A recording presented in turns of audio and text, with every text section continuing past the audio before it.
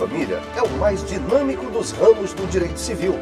Ele passou por importantes reformas desde que foi sancionado o atual Código Civil em 2002. Houve mudanças no casamento, a previsão da união estável e do bem de família, entre outras novidades. No programa de hoje, você vai entender mais sobre essa evolução, desde o antigo Código Civil, de 1916 até os dias atuais. E como o Código de 2002 já teve vários artigos incluídos e outros revogados para se adequar à nova realidade na área de família. As alterações no regime de divórcio e por que ainda há quem aponte defeitos no Código Civil. E quem está aqui para falar sobre todos esses assuntos é o desembargador Marcelino Everton, que lida com o direito de família desde os tempos em que era juiz. É isso aí, já estamos de volta com edições inéditas do programa Justiça Cidadã, uma parceria do Judiciário Maranhense com a TV Assembleia.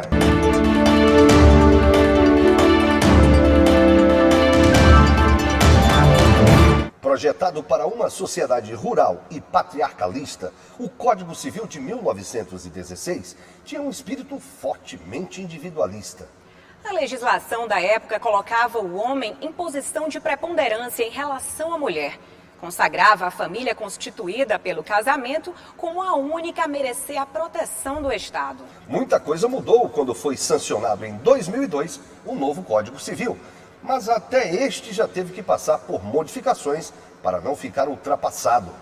E quem acompanhou toda essa evolução diante de fenômenos como a urbanização, a emancipação da mulher e a sociedade de massas foi o desembargador Marcelino Everton, que já foi juiz da área de família por muitos anos. Eu tenho a curiosidade de saber como foi essa mudança para o senhor, a começar pelo Código Antigo. Seja muito bem-vindo ao nosso programa, desembargador Marcelino Everton. Muito bem.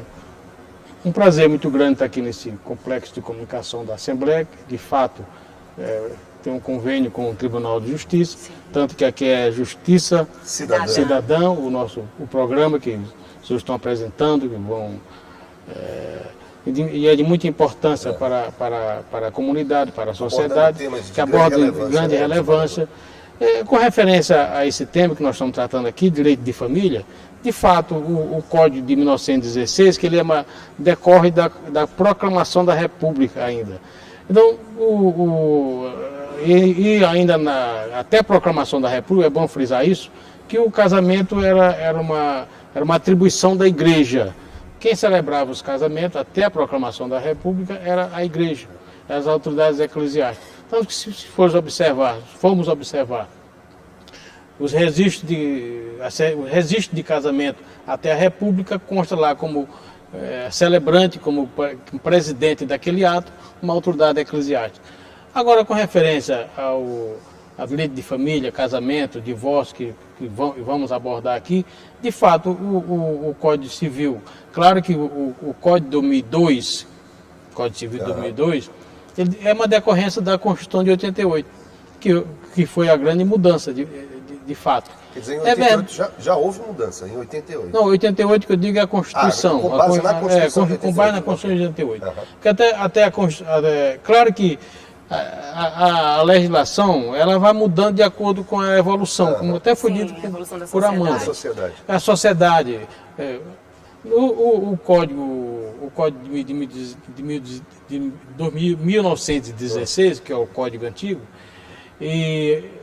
previa que, de fato, como foi dito, porque a Constituição até 88 previa isso também, que a família se constituía pelo casamento. Veja só, dizia-se que a família, para ter proteção do Estado, ela tinha que ser composta, tem que ser instituída pelo casamento. Agora, no decorrer desse tempo todo, jurisprudências foram surgindo, súmulas foram surgindo, em que o divórcio, a pessoa que se separava, como não havia o divórcio, não era possível casar, e com isso não era reconhecido a outra família que essa pessoa constituía.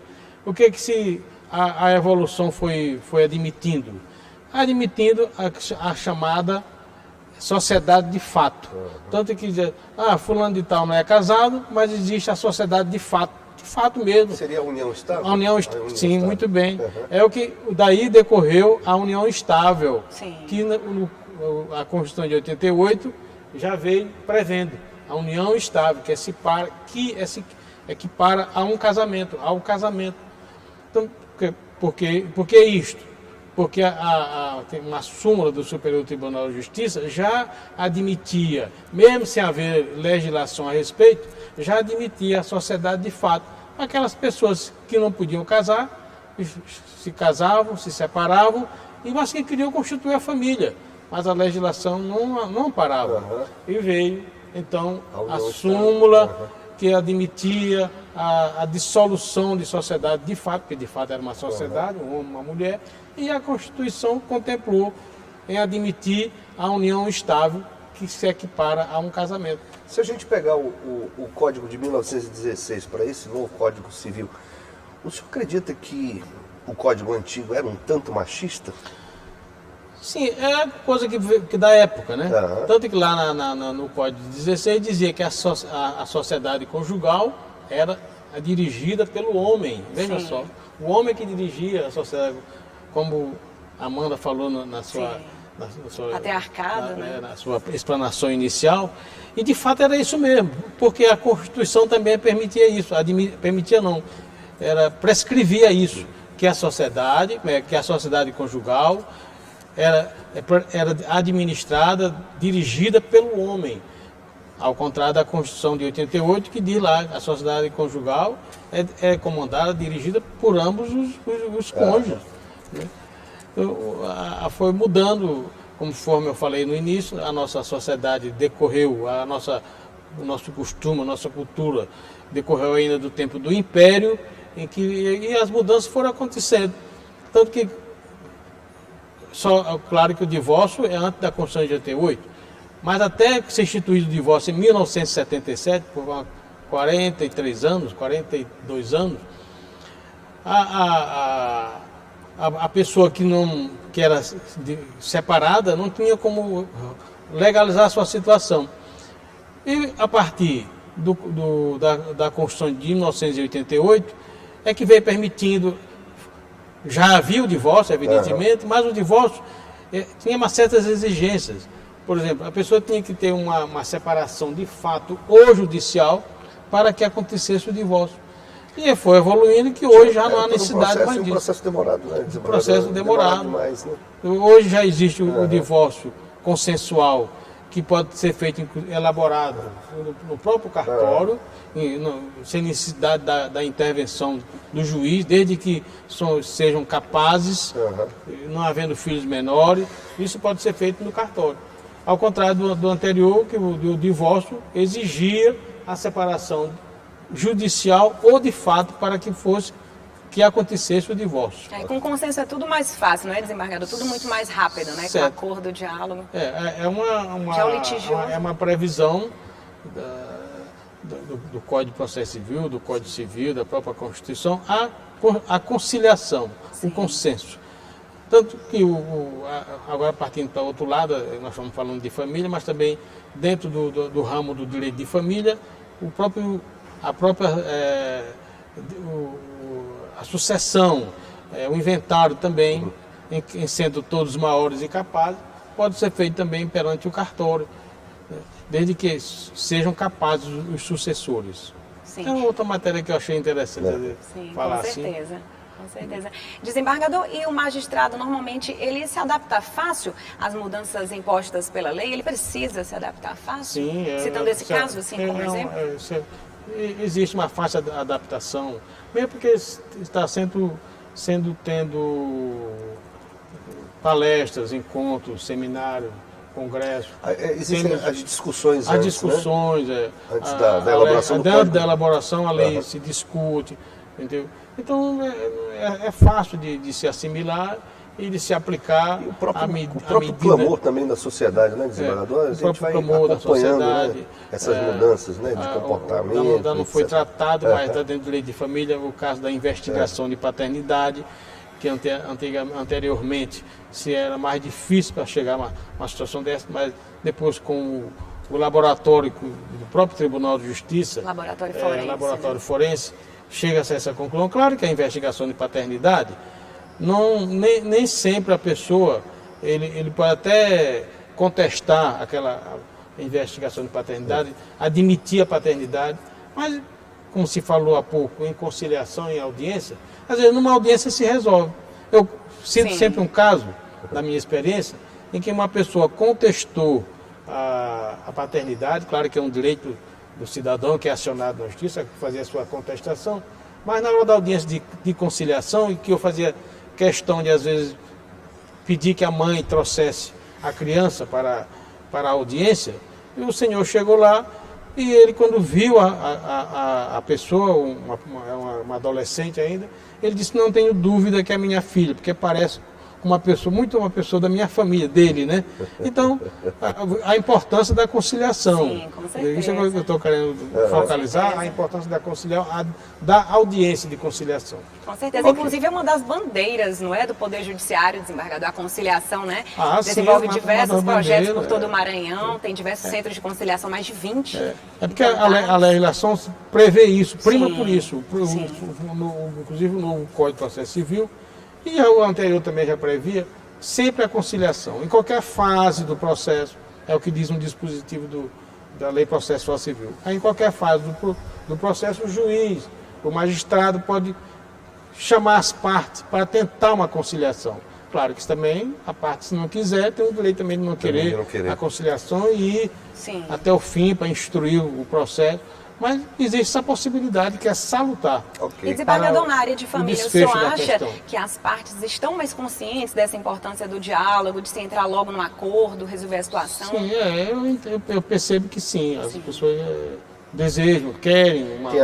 Tem havido esse consenso. Maior número de acordos, né? É considerável o número de acordos, a conciliação. É uma oportunidade que se dá. Às vezes a pessoa reclama, não se marca uma audiência do meu processo. Sim. Mas existe essa possibilidade da conciliação. Claro que conciliação só existe entre as partes. Não pode haver conciliação só por um. Só uma parte. Só uma parte. E também não pode haver conciliação se não tem a outra parte. A outra parte é de difícil conhecimento, a citação não se consegue, não comparece, entendeu? Mas se faz tudo para conciliar. Esse é o objetivo. Ok. Tá certo. A gente vai continuar ainda conversando com o senhor. Fique só um pouquinho aí, aguardando. Daqui a pouco a gente conversa mais sobre direito de família.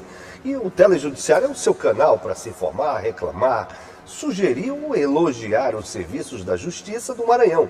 Para falar de graça, ligue de um telefone fixo para o número 0800 707 1581. Ou ligue para um celular com as taxas da sua operadora para o 98 código 3194 5555. E acompanhe também as notícias e informações do Tribunal de Justiça nas redes sociais, no Instagram, Twitter, Facebook e YouTube. Bom, no próximo bloco, casamento, divórcio, união estável, o que mudou ao longo dos anos no direito de família. E por que o Código Civil de 2002 já foi tão modificado? Quem vai responder depois do rápido intervalo é o desembargador Marcelino Everton, nosso entrevistado de hoje.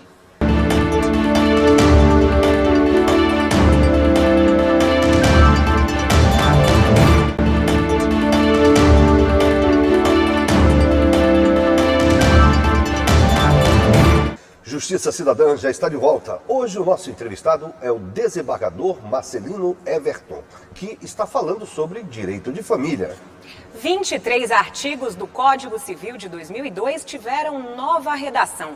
39 foram incluídos e 19 revogados.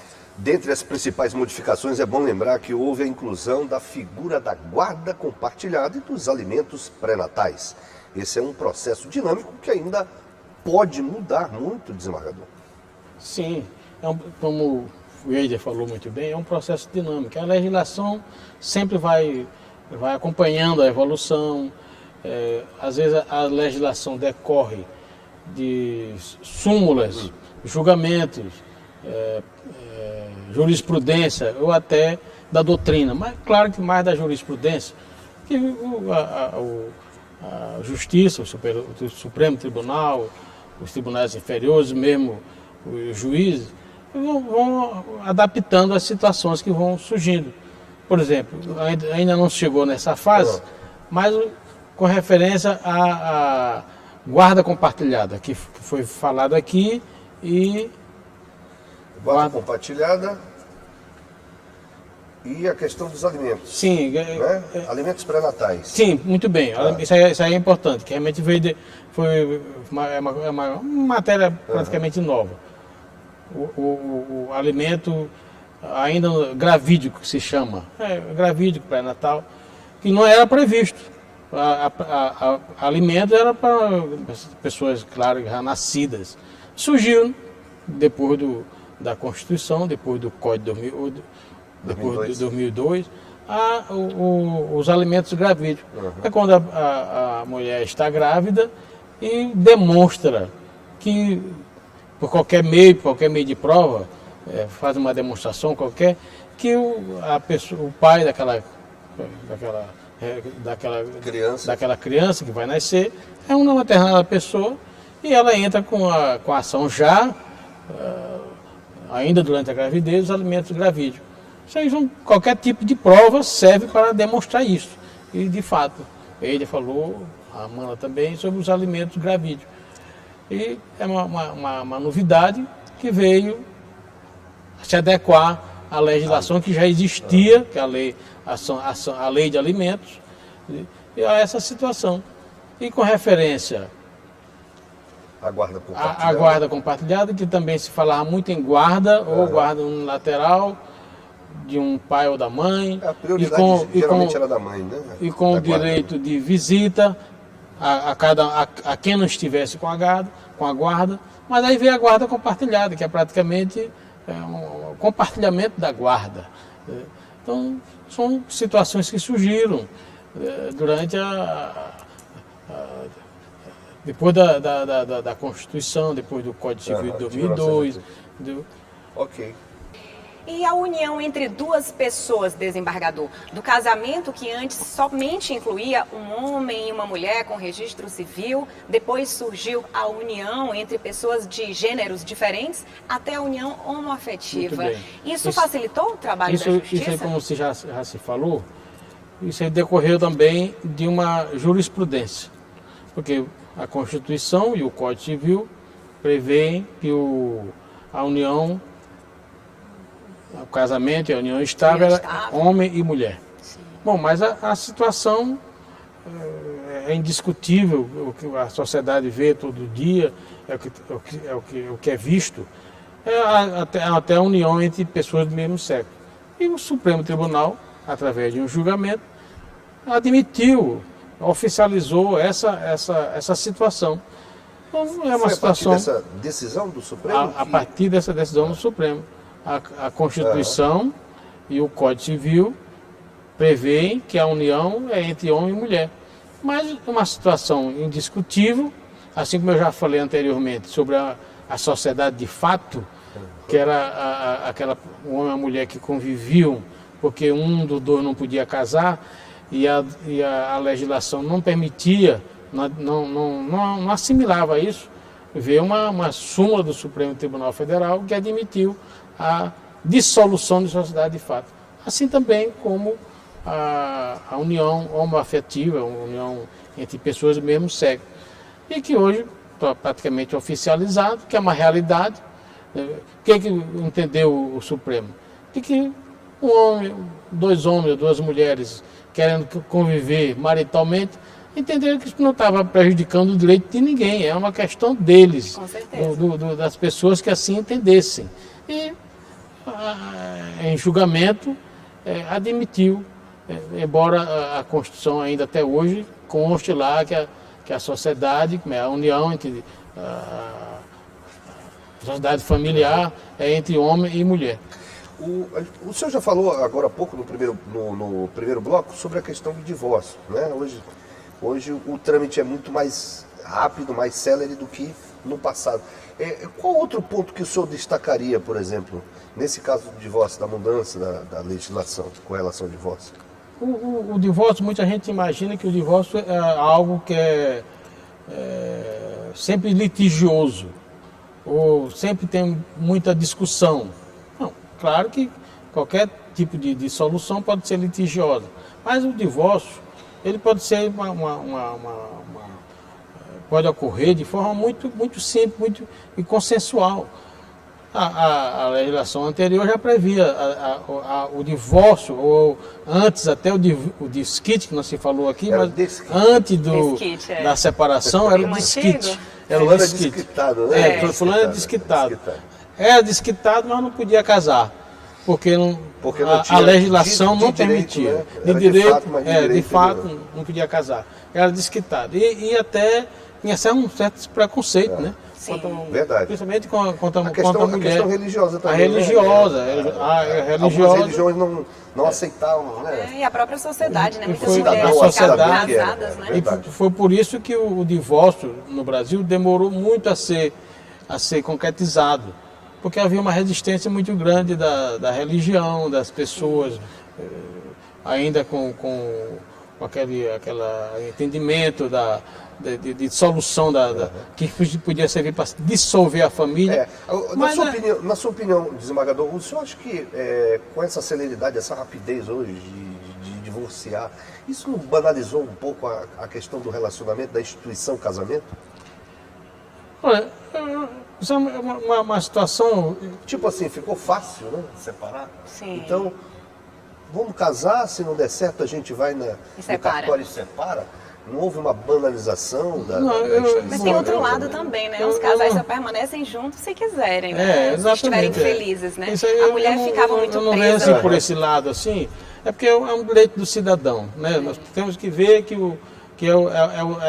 tem que ver o direito do cidadão, da pessoa. O que ele quer, o que ele deseja. Ora, se não está mais conformado, não está mais em situação de harmonia, por que continuar?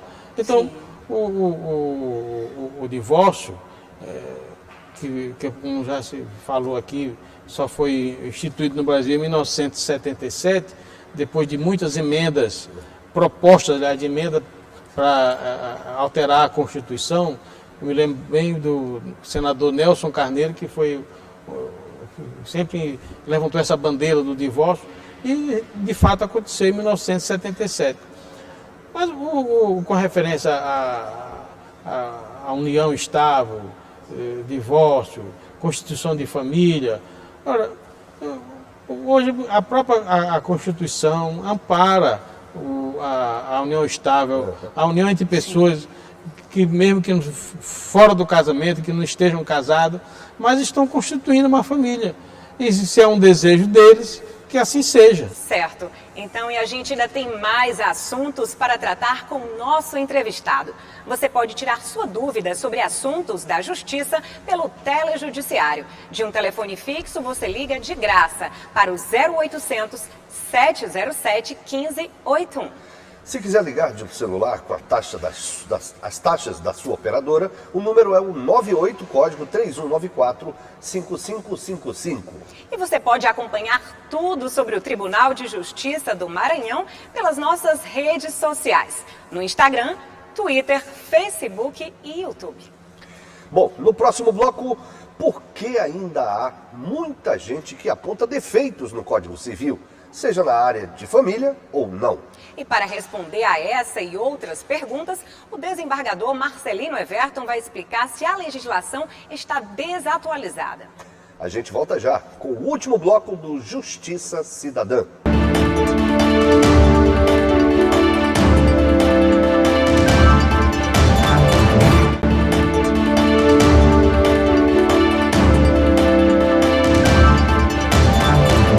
Voltamos com o último bloco do programa Justiça Cidadã. Hoje conversando com o desembargador Marcelino Everton.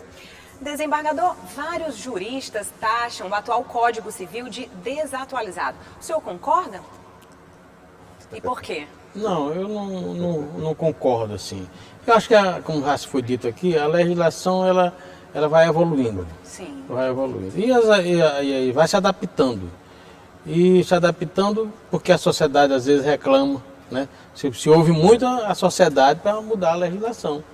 Assim também como se ouve muito o que os tribunais vêm decidindo. Já se falou aqui sobre a dissolução de sociedade de fato, que hoje é a união estável, que a Constituição de 88 veio disciplinar, mas já havia isto, porque o Supremo Tribunal Federal, através de súmulas, de decisões, admitia que mesmo não podendo casar, ou uma mulher, ou não querendo casar, né, porque um casamento é uma vontade, casamento é uma vontade dos dois, tanto que vocês certamente já assistiram uma celebração de casamento, que se pergunta, é de sua livre e espontânea vontade? Pergunta para um, depois pergunta, é de sua livre e espontânea vontade? Por quê? É uma manifestação de vontade. Mas assim também como é uma coisa salutar um casamento, é também salutar a uma união estável. Sim. A maneira como uma pessoa, uma mulher, desejaram conviver. Às vezes existem até casos. Antigamente, desembargador, desculpe me interromper, eles falavam quando o homem vivia com uma mulher, que não eram casados, amigados. Amigados. E amancebada também, né? Tem aquele termo antigo. Amantes. Termo antigo e preconceituoso. Assim, de forma preconceituosa. Hoje não caberia na sociedade de hoje. Concubinos, né? Tudo isso de forma, às vezes, assim, pejorativa. Mas a coisa foi evoluindo, que é a coisa mais comum que tem, o homem e uma mulher, ou até, já se falou aqui, pessoas do mesmo sexo conviverem como se uma sociedade conjugal perfeita. E é um desejo das pessoas que agora, se não está fazendo mal a ninguém, por que alguém vai se incomodar com isso? Vai ser contra, né? Por que a pessoa vai se importunar? Então, essas coisas que a legislação não se pode mais admitir numa sociedade em que vivemos. Preconceito, a indiferença ao comportamento das pessoas, desde que eles não estejam também incomodando ninguém. Se não está incomodando, porque a outra pessoa que vai se incomodar. Sim. Então, desembargador, você acha que o código está atualizado? Não, não é que ele esteja atualizado, ele vem sofrendo as modificações, alterações, mudanças. Agora mesmo, já no meio do ano 2019, uma alteração com referência ao casamento de menor de 16 anos. Sim. Houve uma alteração. Houve uma alteração com referência aos filhos, né? Até há pouco tempo se dizia que fulano de tal era filho adulterino, filho natural de fulano de tal. Se a pessoa era casada, ele não podia sequer registrar um filho, porque a legislação não permitia. Sim. Hoje não existe diferença. Filhos são iguais, todos são iguais. Pode ser do nascimento decorrente de um casamento, decorrente de uma relação, de qualquer maneira, e até a adoção, que também são filhos todos iguais. Não existe mais diferença entre filho adulterino, filho natural, que ela dizia muito, filho natural, ou filho, porque dizia que não era filho oficial, porque não decorreu da relação de uma mulher do casamento. Existem alguns críticos ao código que dizem que revela uma sociedade que não existe mais. O senhor concorda com isso? O que poderia ser feito para mudar isso? Não existe mais, porque não se concebe mais a sociedade? Que esse código não revela mais essa sociedade que existe.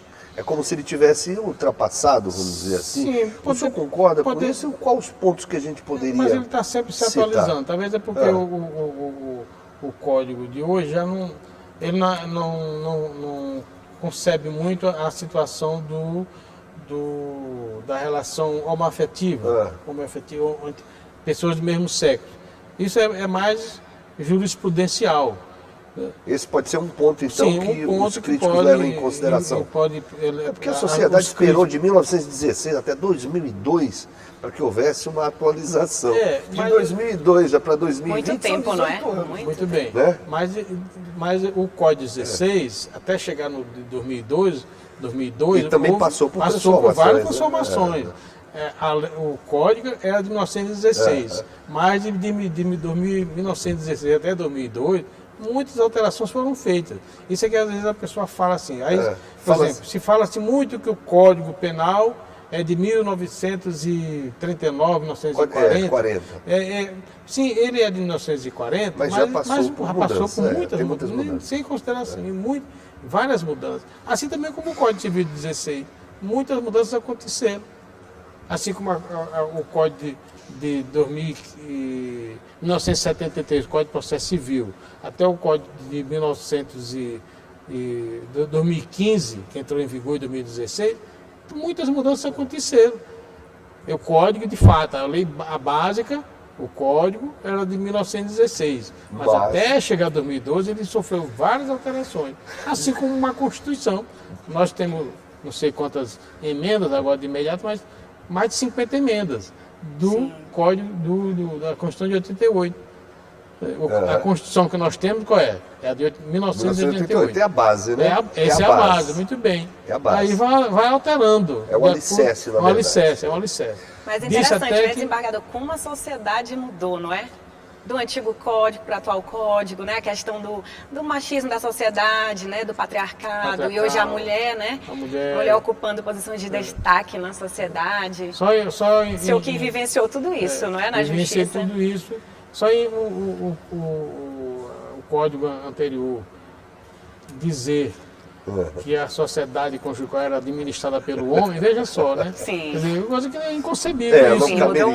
Não caberia no mundo de hoje. Ou então dizer que os filhos que não fossem nascidos de uma relação de homem e uma mulher casado também não tinha validade, não é que não tivesse validade, não era oficializado, não constava isso do registro de nascimento. Tanto que agora aí, partindo para o outro lado, da investigação de paternidade. Várias campanhas foram feitas, eu inclusive como juiz da família. Inclusive da corregedoria também, não é? A corregedoria, sempre incentivando para que essas campanhas da investigação, não é da investigação da paternidade, a declaração da paternidade. Né? Que é para que conste do registro de nascimento, que foi feito um levantamento, que havia muitos registros de nascimento que não constava o nome do pai. Então, as campanhas foram feitas, o próprio CNJ, as corregedorias, os tribunais, para tentar constar isso do registro de nascimento das pessoas. E campanhas foram feitas, tanto que hoje, quando nasce uma criança na maternidade, já tem lá o cartório de registro civil para que consigne logo aquela situação. Desembargador, a gente poderia ficar aqui conversando por mais tempo, mas infelizmente o nosso tempo é curto. Eu queria agradecer a sua presença aqui. Muito obrigada também, desembargador Marcelino Everton, pela sua participação em nosso programa. Suas considerações finais, por favor. Foi um prazer muito grande participar aqui desse programa, passar para a sociedade algumas nossas experiências. Claro que, como a Amanda falou, a Amanda é mais conhecida, o Eider também, mas claro que eu tive uma experiência muito grande nessa área de família. Até porque antes de ir para o Tribunal de Justiça, eu era juiz da família aqui na capital. E no interior, eu sempre fui juiz de família. Porque até na última instância fora da capital, eu também, na comarca de Pedreira, a minha vara também direcionada para o direito de família. Tanto que eu tenho procuro estudar a matéria. Isso eu fico satisfeito quando eu transmito assim, né? Quando eu posso transmitir às pessoas. É claro que num programa como esse não se fala tudo que deve se falar a respeito da matéria, mas é uma leve, um apanhado assim, geral da situação. Tá certo, muito obrigado. Chega ao fim mais uma edição do Justiça Cidadã, uma produção do Judiciário do Maranhão em parceria com a TV Assembleia. A gente te espera na próxima edição. Até lá!